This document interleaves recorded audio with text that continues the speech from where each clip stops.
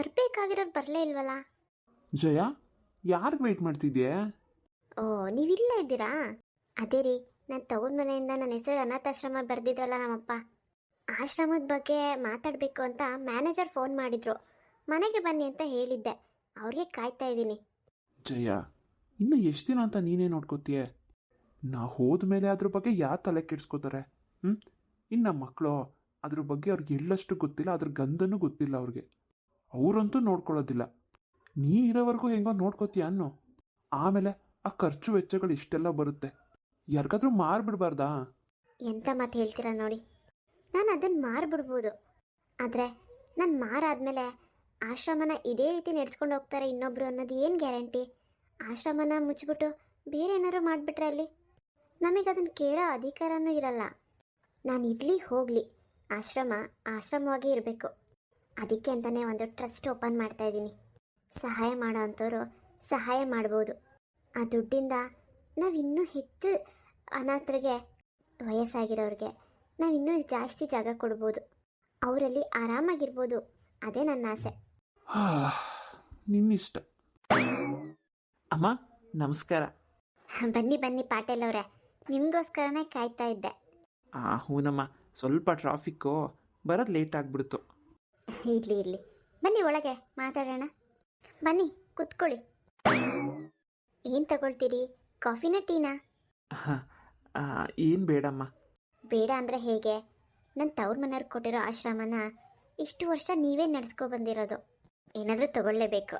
Parvati, 2 coffee ತಗೊಂಬರಮ್ಮ. ಅಯ್ಯಯ್ಯೋ, ಯಾಕೆ ತೊಂದರೆ ನಿಮಗೆ? ತೊಂದರೆಗಿಂದ್ರೆ ಏನಿಲ್ಲ. ಅಂದಾಕೆ ಏನೋ ಮಾತಾಡ್ಬೇಕಂತ ಹೇಳಿದ್ರಲ್ಲ, ಏನು ವಿಷಯ? ಆಶ್ರಮದಲ್ಲಿ ಎಲ್ಲ ಸರಿ ಇದೆ ತಾನೆ? ನಿಮ್ಮ ಆಶೀರ್ವಾದದಿಂದ ಎಲ್ಲ ಸರಿಯಾಗೇ ಇದೆಯಮ್ಮ. ಆದರೆ ಆಶ್ರಮದಲ್ಲಿ ಇಬ್ಬರಿಗೆ ತುಂಬ ವಯಸ್ಸಾಗ್ಬಿಟ್ಟಿದೆ. ಕಮಲಮ್ಮ ಅನ್ನೋರಿಗೆ ಶುಗರು ಜಾಸ್ತಿ ಆಗಿಬಿಟ್ಟು ಸ್ವಲ್ಪ ಒಂದು ಬೆಟ್ಟು ಗ್ಯಾಂಗ್ರಿಂಗ್ ಆಗಿಬಿಟ್ಟಿದ್ಯಮ್ಮ. ಗ್ಯಾಂಗ್ರಿಂಗ್ ಆಗಿಬಿಟ್ಟಿದ್ಯಾ? ಹೌದಮ್ಮ, ವಯಸ್ಸು ಬೇರೆ ಆಗಿದೆ, ಶುಗರ್ ಬೇರೆ ಇರೋದ್ರಿಂದ ಅವ್ರಿಗೆ ಆಪ್ರೇಷನ್ ಮಾಡೋದಕ್ಕೆ ತುಂಬ ಸಮಸ್ಯೆ ಆಗುತ್ತೆ ಅಂತ ಹೇಳ್ತಿದ್ದಾರೆ. ಗೌರ್ಮೆಂಟ್ ಹಾಸ್ಪಿಟಲಲ್ಲಿ ಆಗಲ್ಲ, ಪ್ರೈವೇಟ್ಗೆ ಹೋಗಿ ಅಂತ ಹೇಳ್ತಿದ್ದಾರೆ. ಹಾಗಂತ ಪ್ರೈವೇಟಿಗೆ ಹೋದರೆ ಲಕ್ಷಾಂತರ ರೂಪಾಯಿ ಖರ್ಚಾಗುತ್ತೆ. ಏನು ಮಾಡಬೇಕು ಅಂತಲೇ ಗೊತ್ತಾಗ್ತಿಲ್ಲ. ಟ್ರಸ್ಟಿಗೆ ಬರೋ ದುಡ್ಡೆಲ್ಲ ಅಲ್ಲಿಗಲ್ಲಿಗೆ ಸಮ ಆಗ್ಬಿಡುತ್ತೆ. ಅದಕ್ಕೆ ಏನು ಮಾಡೋದಂತ ಕೇಳೋಣ ಅಂತ ಬಂದ್ವಿ. ಅತ್ತೆ, ಕಾಫಿ ಕೊಡಮ್ಮ, ಇವ್ರಿಗೆ ಕೊಡು, ತಗೊಳ್ಳಿ. ಅಯ್ಯೋ, ನಾನು ಅದಕ್ಕೇನಾದ್ರು ವ್ಯವಸ್ಥೆ ಮಾಡ್ತೀನಿ ಬಿಡಿ. ಆದಷ್ಟು ಬೇಗ ವ್ಯವಸ್ಥೆ ಮಾಡಿದ್ರೆ ಚೆನ್ನಾಗಿರುತ್ತಮ್ಮ, ಯಾಕಂದರೆ ಜೀವದ ಪ್ರಶ್ನೆ ಅಲ್ವಾ. ಆಯಿತು, ನಾನು ಅರೇಂಜ್ ಮಾಡ್ತೀನಿ. ನೀವು ಒಂದು ಒಳ್ಳೆ ಪ್ರೈವೇಟ್ ಆಸ್ಪತ್ರೆಗೆ ತೋರಿಸಿ, ಎಷ್ಟಾದರೂ ಖರ್ಚಾಗಲಿ, ಅವ್ರಿಗೇನು ತೊಂದರೆ ಆಗಬಾರ್ದು. ಸರಿಯಮ್ಮ, ಆಗಿದ್ರೆ ಅದನ್ನು ನೋಡ್ಕೊಳ್ತೀನಿ.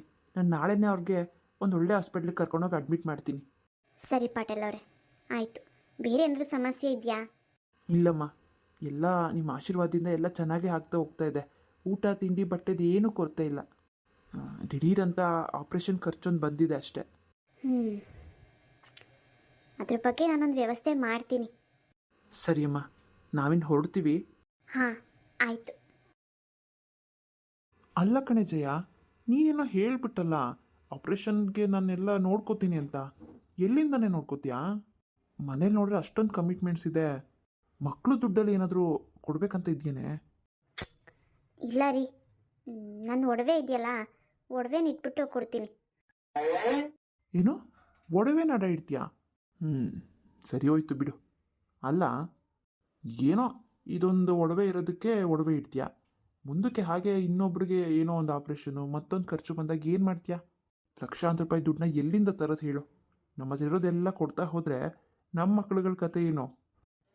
ಏನಾಗಲ್ಲ, ಸುಮ್ಮನಿರಿ. ಯಾಕೆ ಹಿಂಗೆ ಏನೇನೋ ಮಾತಾಡ್ತೀರಾ? ಸದ್ಯಕ್ಕೆ ಇದೊಂದು ಆಗಲಿ. ನಮ್ಮನೇಲೆ ಯಾರಾದರೂ ಡಾಕ್ಟ್ರು ಓದಿದ್ದಿದ್ರೆ ಎಷ್ಟು ಅನುಕೂಲ ಆಗ್ತಿತ್ತಲ್ವ. ನಮ್ಮ ಅನಾಥಾಶ್ರಮದವ್ರಿಗೆ ಫ್ರೀಯಾಗಿ ಟ್ರೀಟ್ಮೆಂಟ್ ಕೊಡ್ಬೋದಿತ್ತು. ನೀನೇನೋ ಆಸೆ ಪಡ್ತೀಯಾ, ಯಾರೂ ಆಗಲಿಲ್ವೇ? ಅದೇ ನನಗೆ ಚಿಂತೆ ಆಗ್ತಾ ಇರೋದು. ಅನಾಥಾಶ್ರಮದವ್ರಿಗೆ ಎಲ್ಲ ವಯಸ್ಸಾಗಿರೋ ಇರೋದ್ರಿಂದ ಅವ್ರಿಗೆ ಡಾಕ್ಟರ್ ಅವಶ್ಯಕತೆ ಇದ್ದೇ ಇದೆ. ಏನು ಮಾಡೋದು ಅಂತಲೇ ಗೊತ್ತಾಗ್ತಿಲ್ಲ ರೀ. ಅತ್ತೆ, ಸುಮ್ಮನೆ ಯಾಕೆ ಇಷ್ಟು ರಿಸ್ಕ್ ತಗೋತೀರಾ? ಅನಾಥಾಶ್ರಮನ ಮಾರಿಬಿಡಿ, ಬಂದಿದ್ದ ದುಡ್ಡಲ್ಲಿ ಎಫ್ ಡಿ ಮಾಡಿ ಇಟ್ಕೊಂಡ್ರೆ ನಮಗೆ ಅನುಕೂಲ ಅಲ್ವಾ? ಪಾರ್ವತಿ, ಈಗ ಇದೆಲ್ಲ ಗೊತ್ತಾಗೋದಿಲ್ಲ, ಸುಮ್ಮನಿರು. ನಾವು ಅದನ್ನು ಮಾರಿ ಅದರಿಂದ ಬರೋ ದುಡ್ಡಲ್ಲಿ ಮೆರಿಬೇಕು ಅನ್ನೋದು ನನ್ನ ಆಸೆ ಅಲ್ಲ. ಅದು ಒಳ್ಳೇದು ಅಲ್ಲ. 4 ಜನಕ್ಕೆ ಅನ್ನ ಹಾಕೋ ಜಾಗ ಅದು. ಅದನ್ನು ಯಾವತ್ತೂ ಮಾರೋ ಮನಸ್ಸು ನನಗೆ ಬರೋದಿಲ್ಲ. ನಾನು ಅದನ್ನು ಮಾರೋದು ಇಲ್ಲ. ನೀವು ಯಾರು ಅದ್ರ ಬಗ್ಗೆ ಯೋಚನೆ ಮಾಡಬೇಡಿ, ತಲೆ ಕೆಡಿಸ್ಕೊಂಬೇಡಿ. ಅದ್ರ ಬಗ್ಗೆ ನಾನು ನೋಡ್ಕೋತೀನಿ. ನೀನು ಹೋಗು, ನಿನ್ನ ಕೆಲಸ ನೋಡ್ಕೊ. ಅಬ್ಬಬ್ಬಬ್ಬ, ಕೇಳಿಸ್ಕೊಂಡ್ರ ನಿಮ್ಮಮ್ಮನ ಮಾತನ್ನ? ಯಾಕೆ ಪಾರ್ವತಿ, ಏನಾಯ್ತೆ? ಇವತ್ತು ಭಾನುವಾರ ನೆಮ್ಮದಿಯಾಗಿರಬಾರ್ದೇನೆ. ಮನೇಲಿದ್ಯಾ? ಏನಾದರೂ ಸ್ಪೆಷಲಾಗಿ ಮಾಡಿಕೊಡೋದು ಬಿಟ್ಟು ಒಟ ಅಂತಿದ್ಯಲ್ಲ, ಏನೇ ಮಾಡಿದ್ಯಾ ಅಡುಗೆ? ರೀ, ಅಲ್ಲ ರೀ, ನಿಮ್ಗೆ ಬರೀ ತಿನ್ನೋದೇನ ಕೆಲಸ? ಮನೇಲಿ ಏನು ನಡೀತಾ ಇದೆ, ಏನಾಗ್ತಿದೆ ಒಂದು ಗೊತ್ತಾಗಲ್ಲ ನಿಮಗೆ. ಏನಾಯ್ತೆ? ಎಲ್ಲ ಆರಾಮಾಗಿ ಇದೆಯಲ್ಲ? ಇವಾಗ ಸದ್ಯಕ್ಕೆಲ್ಲ ಆರಾಮಾಗಿ ಇದೆ. ಆದರೆ ಮುಂದಕ್ಕೆ ಎಲ್ಲನೂ ಕಳ್ಕೊಂಡು ಬೀದಿಲಿರ್ಬೇಕಾಗತ್ತೆ ನಾವು. ಬೀದಿಲಿ ಬೀಳ್ಬೇಕು? ಅದ್ಯಾಕೆ ಹಂಗೆ ಮಾತಾಡ್ತೀಯಾ? ಅಂಥ ಪರಿಸ್ಥಿತಿ ಬರೋದೇ ಇಲ್ಲ ಬಿಡು. ಈಗ ಮನೇಲಿ ಎಷ್ಟು ಜನ ಇಲ್ಲಿ ದುಡಿತಾ ಇರೋದು? ಗಂಡ್ಮಕ್ಳು ಮಾತ್ರ ಅಲ್ಲ, ನೀನು ಹೋಗ್ತಿದ್ಯಾ, ಗಂಗನೂ ಕೆಲ್ಸಕ್ಕೆ ಹೋಗ್ತಿದ್ದಾಳೆ. ಇನ್ನೇನು ಅಂಥ ಪರಿಸ್ಥಿತಿ ಬರೋಕ್ಕೆ ಸಾಧ್ಯನೇ ಇಲ್ಲ ಬಿಡು. ಹಾ ಎಂಥ ಮಾತು ಹೇಳ್ತೀರೋ. ನಾವಂತೂ ಕತ್ತೆ ಥರ ದುಡ್ದುಬಿಟ್ಟು ಕೊಡ್ತಾ ಇದ್ದೀವಿ, ಇಲ್ಲ ಅಂತಲ್ಲ. ಆದರೆ ಅದನ್ನು ನಿಮ್ಮಮ್ಮ ಇದ್ದಾರಲ್ಲ, ನಿಮ್ಮಮ್ಮ ಎಲ್ಲ ತಗೊಂಡೋಗು ಅನಾಥಾಶ್ರಮಕ್ಕೆ ಸುರಿಬೇಕು ಅಂತಿದ್ದಾರೆ. ಏನೇ ಹೇಳ್ತಿದ್ಯಾ? ಹಂಗೇನಾಗಲ್ಲ ಬಿಡು. ಅಮ್ಮ ಯಾಕೆ ಹಂಗೆ ಮಾಡ್ತಾರೆ? ನಾನೇ ನನ್ನ ಕಣ್ಣಾರೆ ನೋಡಿದ್ದೀನಿ, ನನ್ನ ಕಿವಿಯಾರೆ ಕೇಳಿಸ್ಕೊಂಡಿದ್ದೀನಿ. ಆ ಆಶ್ರಮದವರು ಮನೆಗೆ ಬಂದಿದ್ರು. ಅದು ಯಾರೋ ಮುದುಕಿ ಸಾಯೋ ಸ್ಟೇಜಲ್ಲಿದ್ದಾಳಂತೆ. ಶುಗರ್ ಬೇರೆ ಅಂತೆ, ಅವಳು ಗ್ಯಾಂಗ್ರಿಂಗ್ ಬೇರೆ ಆಗಿದೆಯಂತೆ ಕಾಲು. ಅವಳಿಗೆ ಏನೋ ಆಪ್ರೇಷನ್ ಬೇರೆ ಮಾಡಿಸ್ಬೇಕಂತೆ. ಅದಕ್ಕೆ ಪ್ರೈವೇಟ್ ಹಾಸ್ಪಿಟ್ಲಿಗೆ ಸೇರಿಸ್ಬೇಕಂತೆ. ಅದಕ್ಕೆ ಲಕ್ಷಾಂತರ ರೂಪಾಯಿ ಖರ್ಚಾಗುತ್ತಂತೆ. ಅದಕ್ಕೆ ನಿಮ್ಮಮ್ಮನೇ ನೋಡ್ಕೋಬೇಕಂತೆ. ಅದಕ್ಕೆ ನಿಮ್ಮಮ್ಮ ತನ್ನ ಒಡವೆಗಳನ್ನ ಅಡ ಇಟ್ಟು ದುಡ್ಡನ್ನ ಕೊಡ್ಬೇಕಂತ ಇದ್ದಾರೆ. ಗೊತ್ತಾ ನಿಮಗೆ? ಏನು, ಅಮ್ಮ ಒಡವೆನೆಲ್ಲ ಅಡ ಇಡ್ತಾ ಇದ್ದಾರೇನೆ? ಹೌದು, ಮತ್ತೆ ಇವತ್ತು ಅವ್ರ ಒಡವೆಗಳನ್ನ ಇಡ್ತಾರೆ, ನಾಳೆ ದಿನ ನಮ್ಮ ಒಡವೆಗಳನ್ನೂ ಇಡ್ತಾರೆ, ಇನ್ನೊಂದು ದಿನ ನಾವೆಲ್ಲ ದುಡ್ದಿರೋ ದುಡ್ಡನ್ನೆಲ್ಲ ತೊಗೊಂಡೋಗಿ ಆಶ್ರಮಕ್ಕೆ ಸುರಿತಾರೆ. ಕೊನೆಗೆ ನಮ್ಮನ್ನು ಅದೇ ಆಶ್ರಮಕ್ಕೆ ಸೇರಿಸ್ಬಿಡ್ತಾರಷ್ಟೆ. ನೋಡಿ, ನನಗೇನಾದರೂ ಈ ರೀತಿ ಮಾಡಿದ್ರೆ ನಾನು ಸುಮ್ಮನೆ ಇರೋದಿಲ್ಲ. ಆಮೇಲೆ ಏನೋ ಇಷ್ಟು ದೊಡ್ಡ ಮನೆ ಚೆನ್ನಾಗಿ ಮಾಡಿಟ್ಟಿರ್ತಾರೆ, ಮುಂದೆ ನಮ್ಮ ಜೀವನ ಚೆನ್ನಾಗಿರುತ್ತೆ, ನಮ್ಮ ಮಕ್ಕಳು ಚೆನ್ನಾಗಿರ್ತಾರೆ ಅಂತ ನಾನು ನಿಮ್ಮನ್ನು ಮದುವೆ ಮಾಡ್ಕೊಂಡಿದ್ದು. ನಿಮ್ಮಮ್ಮ ಏನಾದರೂ ಎಲ್ಲನೂ ಮಾರಿಬಿಟ್ಟು ಏನಾದರೂ ನಮ್ಮನ್ನು ಬೀದಿಗೆ ತರೋ ಹಾಗೆ ಮಾಡಿದ್ರು ಅಂದರೆ ನೋಡಿ, ನಾನು ಸುಮ್ಮನೆ ಇರೋದಿಲ್ಲ.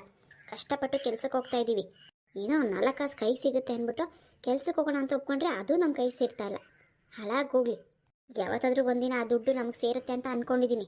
ಅದೇನಾದರೂ ಆಶ್ರಮದ ಪಾಲು ಆಗೋ ಪರಿಸ್ಥಿತಿ ಬಂತು ಅಂದರೆ ನಾನು ನಿಮ್ಮಮ್ಮ ಅಂತಲೂ ನೋಡಲ್ಲ. ಲೇ ಹಂಗೆಲ್ಲ ಏನಾಗಲ್ಲ, ಸುಮ್ಮನಿರೆ. ನೀನೇ ಏನೇನೋ ಯೋಚನೆ ಮಾಡ್ತಿದ್ಯಾ. ಹಾಗೆ ಸುಮ್ಮನಿರಿ, ಅವಾಗ ಹೇಳ್ತೀನಿ ನಾನು. ನೋಡಿ, ನಾನಿವಾಗ ತಾಯಿ ಬೇರೆ ಆಗ್ತಾ ಇದ್ದೀನಿ. ಮುಂದಕ್ಕೆ ನಮ್ಮ ಮಕ್ಕಳು ಬೀದಿಗೆ ಬರೋದು ನನಗಿಷ್ಟ ಇಲ್ಲ. ಹೌದೇನೆ ಪಾರ್ವತಿ, ನನ್ಗೆ ಹೇಳಲೇ ಇಲ್ವಲ್ಲೇ? ನನಗೂ ನೆನ್ನೆ ಅಷ್ಟೇ ಗೊತ್ತಾಯಿತು. ನಿಮ್ಗೆ ಹೇಳೋಣ ಅಂತಲೇ ಇದ್ದೆ ಇವತ್ತು ಬೆಳಗ್ಗೆ. ನಿಮ್ಮಮ್ಮನ ಸ್ಟೋರಿ ಕೇಳಿ ನನಗೆ ಸಾಕಾಗೋಯ್ತು, ನಾನು ಮರ್ತೇ ಹೋದೆ. ನೋಡಿ, ನಾಳೆ ಚೆಕಪ್ಪಿಗೆ ಹೋಗಬೇಕು. ಬೆಳಗ್ಗೆ ಬೇಗ ರೆಡಿಯಾಗಿ ನನ್ನ ಜೊತೆ ಬನ್ನಿ ನೀವು. ಆಮೇಲೆ ನೀನೊಬ್ಬಳೇ ಹೋಗು ಅಂದ್ಬಿಟ್ಟಿಯಾ? ಇಲ್ಲ ಬಿಡೆ, ಬರ್ತೀನಿ. ಅಮ್ಮಂಗೆ ಹೇಳ್ತೀನಿರು ಹಿಂಗೆ ಅಂತ. ಅದೇನು ಮಾಡ್ತೀರೋ ಮಾಡಿ. ರೀ, ನಿಮ್ಮ ವಿಷಯ ಗೊತ್ತಾಯ್ತಾ? ಏನೇ ಗಂಗಾ, ಹೇಳಿದ್ರಲ್ವೇನೆ ಗೊತ್ತಾಗೋದು. ಏನು? ಒಂದು ಗುಡ್ ನ್ಯೂಸ್ ರೀ. ಈ ಮನೆಗೆ ಇಷ್ಟು ವರ್ಷದ ಮೇಲೆ ಒಂದು ಪುಟ್ಟ ಮಗು ಬರ್ತಾ ಇದೆ. ಮುಂದುವರಿಯುವುದು. ಇಷ್ಟ ಆದಲ್ಲಿ ಸಬ್ಸ್ಕ್ರೈಬ್ ಮಾಡೋದನ್ನು ಮರಿಬೇಡಿ.